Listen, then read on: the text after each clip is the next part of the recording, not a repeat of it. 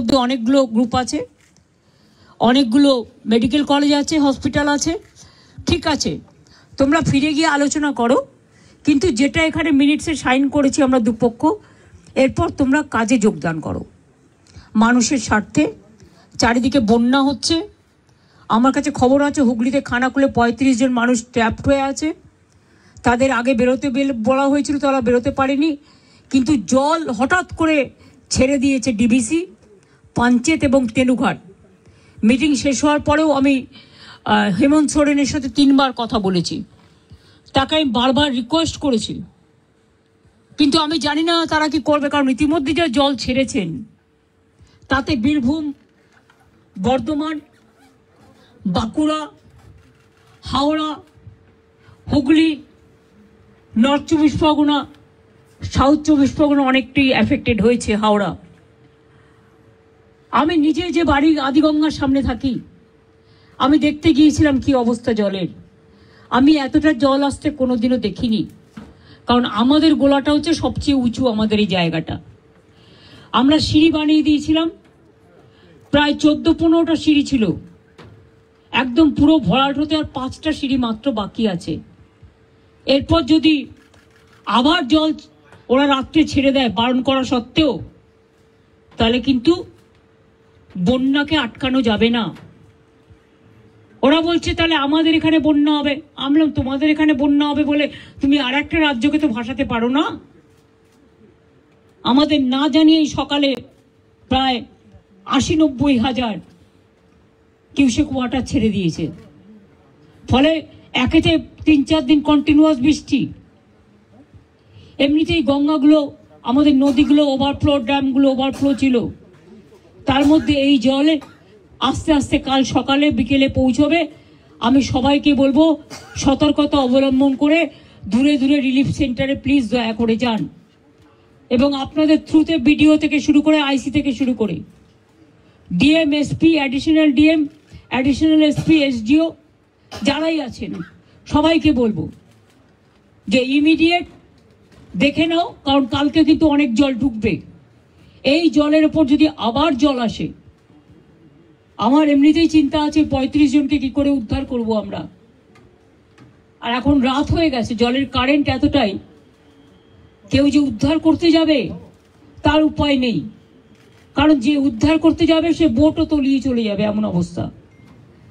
তো ওখানে আমরা এনডিআরএফ টিম পাঠাচ্ছি সকালে, এবং এসডিআরএফ টিমটাও আমরা পাঠাচ্ছি সাউথ 24 পরগনায়। সুতরাং আমরা প্রত্যেকে অ্যালার্ট আছি। বিভিন্ন জেলার নেতৃবৃন্দের সাথেও আমার কথা হয়েছে, সিএস নিজে মনিটরিং করছেন 24x7, এবং তিনি নিজেও ডিএমদের সাথে বারবার করে আজকে 2-3 বার ভার্চুয়াল করেছেন। উনি অলরেডি আমাদের 24x7 মনিটরিং চলছে, টাইম টু টাইম কি অবস্থা। এবং মানুষকে আবার আবেদন করছি, প্লিজ দয়া করে জল আর আগুন এই দুটো জিনিস নিয়ে আমাদের মনে রাখতে হবে, যে কোনো মুহূর্তে জল ঢুকে যেতে পারে। দোতলা বাড়ি হলেও যদি একতলা ভেসে যায়, তাহলে দোতলা ভাসতে কতক্ষণ নেবে?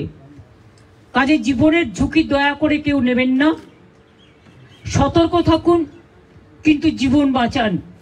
একটা প্রাণের দাম অনেক বেশি, এটা আপনাদের মাধ্যমে অনুরোধ করব। যদিও আপনারা জুনিয়র ডক্টরদের স্ট্রাইক নিয়ে বেশি ব্যস্ত, কিন্তু তার মধ্যে আমার এই আবেদনটুকু যদি গ্রাম বাংলায় মানুষের কাছে পৌঁছে দিতে পারেন, বিশেষ করে জেলার মানুষের কাছে।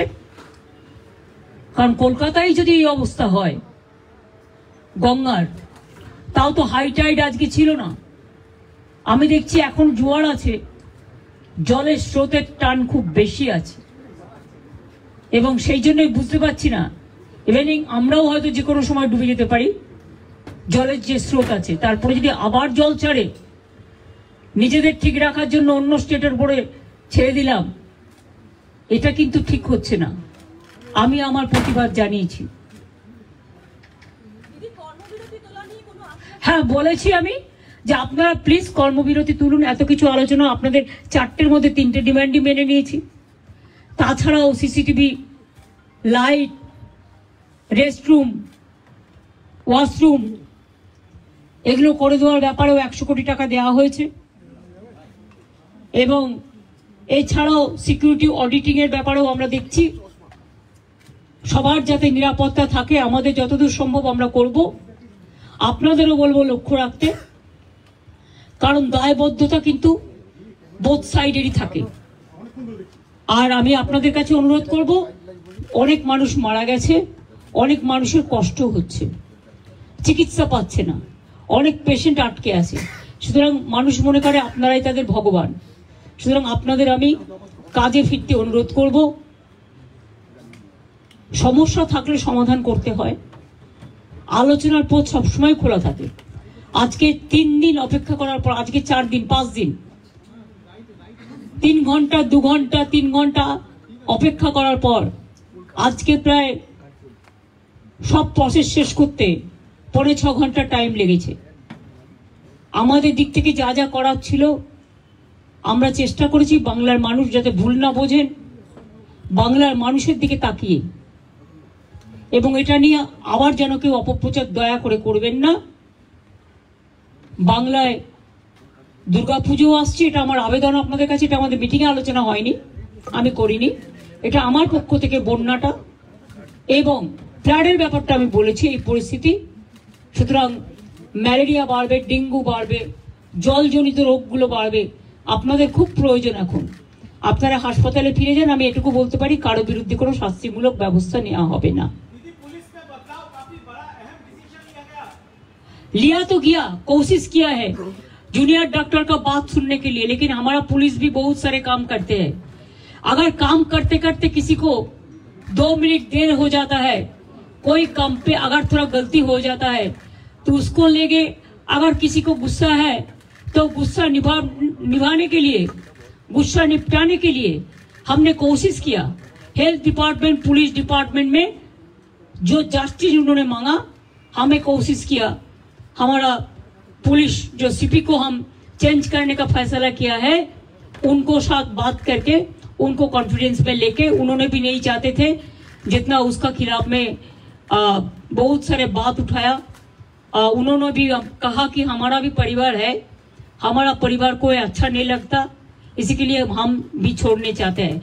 उन्होंने खुद, और डॉक्टर लोग जब मिलने गया था तो उन्होंने बताया।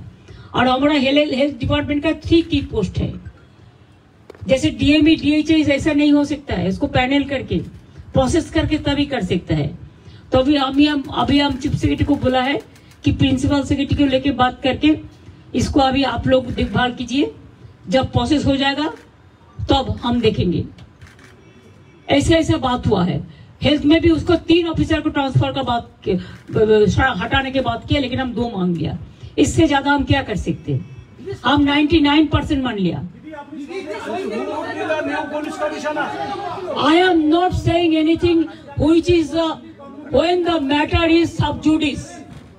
My humble request to all the junior doctors, whatever they demanded, out of this 4th demand, what is with us, we accepted 3 demands and we requested them to join the work so that commoners should not suffer, there should not be more and more death from the commoners.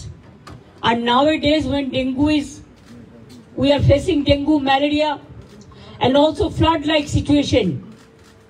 DBC Panchayat Tenughat, the dam, they have already released too much water. And these 2-3 days we faced acute rainwater also.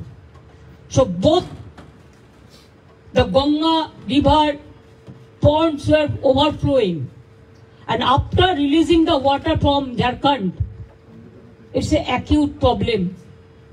Some people are in a trap now. We have got the information. Police is keeping touch with them. We requested them to come early, but they thought that they will be safe. They have seen the earlier things also. Well, earlier also I monitored all this. My police chief secretary is also monitoring. But I have not seen so much water is been released together. When there is a torrential rain, it plus the flood spread in throughout West Bengal. Now we have to monitor all the situation. Thank you very much for your cooperation. And I think we trust, we think tomorrow, you must know tomorrow 4 o'clock. After 4 o'clock, because the matter is on sub judice, let the court, we respect the court, highest judiciary. We have a great respect. So whatever the matter is sub judice, there we cannot interfere. It is the court decision and it is Supreme Court monitoring case. We want justice and we want, of course, the justice from Abhaya to all the girls, all the women who are affected throughout the country. Thank you very much.